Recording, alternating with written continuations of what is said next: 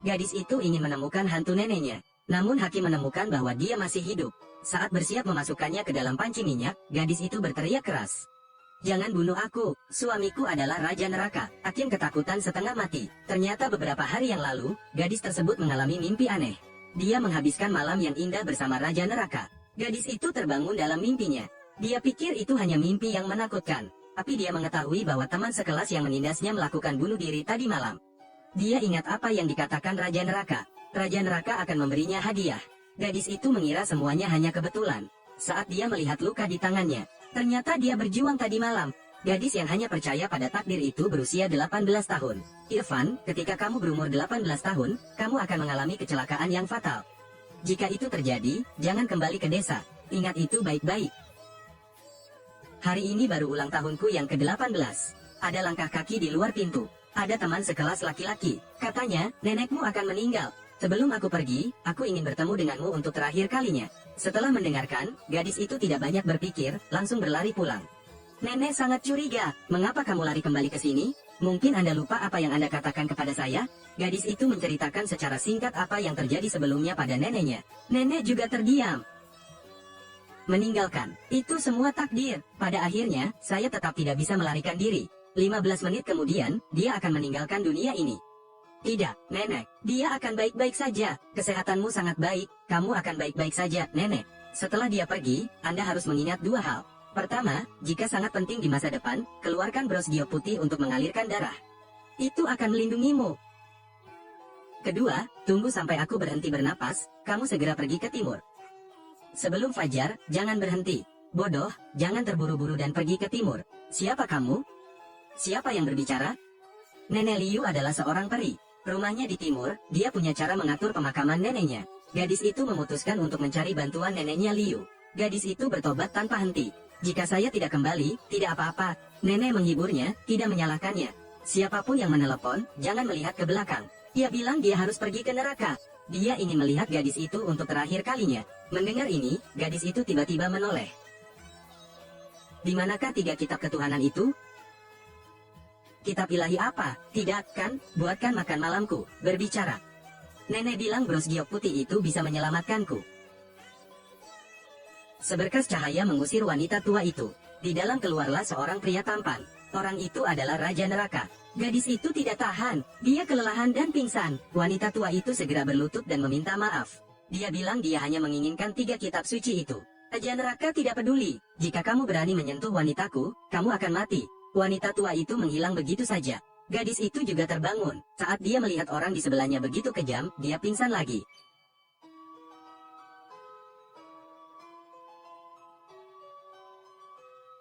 Lumpen. Kata nenek, air liurku bisa mengusir roh jahat. Memang bermanfaat. Bagaimana kamu masih bisa bergerak? Dalam 1000 tahun, Anda adalah orang pertama yang berani memperlakukan saya seperti itu. Dia hidup 1000 tahun. Apa sebenarnya kamu? Apa yang salah? Begitu kamu menikah, kamu tidak menerima orang lagi? Siapa yang sekamar denganmu? Jangan bicara omong kosong. Kamu hamil. Anda baru saja hamil. Saya belum punya pacar. Hei, jangan melihat sekeliling. Bukan. Di mana Anda mendapatkan kepercayaan diri? Saya sedang melihat hal lain. Saya.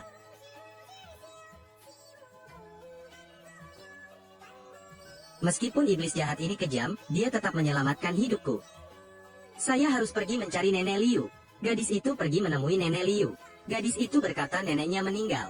Nenek Liu menyuruhnya pulang dan menyalakan lampu. Dan Nenek Liu juga akan membantunya mengatasi dampaknya. Gadis itu menyalakan lentera, tapi tidak berhasil. Nenek Liu memperhatikan. Semuanya adalah rencana Nenek Liu. Karena dia juga menginginkan 3 kitab suci. Nenek Liu mulai menipu gadis itu. Suruh nenek gadis itu tersesat. Hanya jiwanya yang mampu membawa neneknya pulang. Gadis itu meminum obat yang diberikan neneknya Liu. Tetapi gadis itu menyadari bahwa dia telah melewati gerbang hantu lagi. Lebih lagi, hal itu dicurigai. Kami telah melihat banyak jiwa hidup yang rendah hati seperti Anda. Itu semua bohong, ingin melakukan hal-hal yang menguntungkan diri sendiri dan merugikan orang lain. Di mana kamu? Tarik ke bawah. Masukkan ke dalam minyak mendidih dan bakar. Hakim, tolong dengarkan penjelasan saya. Saya benar-benar datang untuk mencari nenek saya. Diam. Tidak, aku tidak bisa mati. Waktu harus diperpanjang. Pejabat terhebat di dunia bawah adalah Raja Neraka. Sudah punya. Kalian tidak bisa membunuhku. Suamiku adalah Raja Neraka. Kamu bilang suamimu adalah Raja Neraka. Biarkan saja, biarkan saja. Itu benar, suamiku adalah Raja Neraka. Mengapa tidak ada reaksi? Bagaimana jiwa hidup yang rendah hati seperti Anda dapat menaklukkan Raja Neraka? Di mana kamu, hancurkan jiwa yang hidup, peringatkan dan peringatkan. Iblis selamatkan aku, berhenti, selamat datang Pak. Ya Tuhan, apakah iblis sebesar itu? Iblis, tolong selamatkan aku. Selama kamu menyelamatkanku, aku bisa melayanimu. Semuanya berdiri. Apakah suamimu Raja Neraka? Tanpa disadari, statusnya cukup mulia. Bukankah itu hanya untuk menyelamatkan hidupku? Jika Anda datang lebih awal, apakah saya masih perlu mengatakan itu? Dia tidak pernah membiarkan seorang wanita menyentuhnya. Sekarang dia membiarkan roh ini memeluk kakinya. Iblis, tolong bantu aku. Nenekku tersesat di dunia bawah dan akan dimakan setan. Orang yang ingin dia temukan memang tidak ada di dunia bawah. Buku kehidupan dan kematian juga tidak mencantumkan namanya. Mustahil, nenek saya memang sudah meninggal. Saya tidak peduli, nenekku menyuruhmu untuk melindungiku. Jadi nenekku adalah nenekmu. Jika kamu tidak membantuku, aku akan naik ke atasmu dan tidak bergerak lagi. Saya tidak bermaksud menyinggung, tapi yang Anda cari sebenarnya tidak ada di sini. Buku kehidupan dan kematian juga tidak mencantumkan namanya. Aku kehabisan akal, bodoh. Jika buku kehidupan dan kematian tidak mencantumkan neneknya, maka dia tidak ada di sini. Kamu tidak akan bisa menemukan nenekmu seperti itu. Melepaskan. Di mana nenekku sebenarnya? Saya tidak peduli. Nenek Liu berkata, lentera nenekku mati. Dia akan dimakan oleh iblis. Kamu harus membantuku. Jika neneknya tidak ada di sini, lampunya tidak akan menyala. Minggu pertama dia pasti akan kembali. Saat itu, dia bertanya apakah tidak apa-apa. Melepaskan. Saya tidak ingin mengatakannya. Jadi kenapa mereka memanggilku nona kecil? Dia menjawabku. Ya Tuhan, dia tersentuh oleh jiwa yang hidup lagi. Sekarang kamu dan aku sudah menikah, otomatis mereka harus memanggilmu nona kecil. Jadi jabatan resmimu pasti sangat tinggi kan? Tidak tinggi, normal hanya mengikuti aturan. Singkatnya, ingatlah, selama separuh hidupmu berikutnya, kamu harus menjadi milikku. Sedangkan yang lainnya jangan tanya lagi. Mungkin semacam menteri kehakiman, bukan? Jadi sekarang kita sudah menikah. Apakah aku dianggap setengah yin dan yang? Anda benar jika Anda mengatakannya dengan benar. Jadi apakah saya masih punya gaji? Uang sialan, bisakah kamu membelanjakannya? Saya bisa mati dan menyelesaikannya. Saya bisa membeli rumah besar.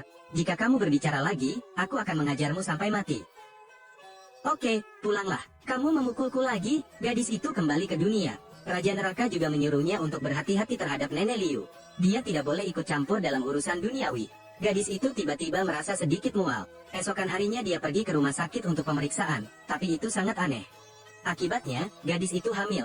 Masih janin mati, dia menyarankannya untuk melakukan aborsi. Saya sangat cantik. Apakah gadis kecil ini melakukan aborsi? Melihatnya, aku tahu itu bukan apa-apa. Pergi, lakukan operasi. Jangan takut, nak, sebentar lagi dia akan baik-baik saja. Ayo pergi, operasi. Saya tidak melakukannya lagi, terlalu sibuk. Ayo pergi, jangan lakukan, jangan lakukan, jangan lakukan. Saya tidak melakukannya lagi, anakku. Jangan sentuh anakku.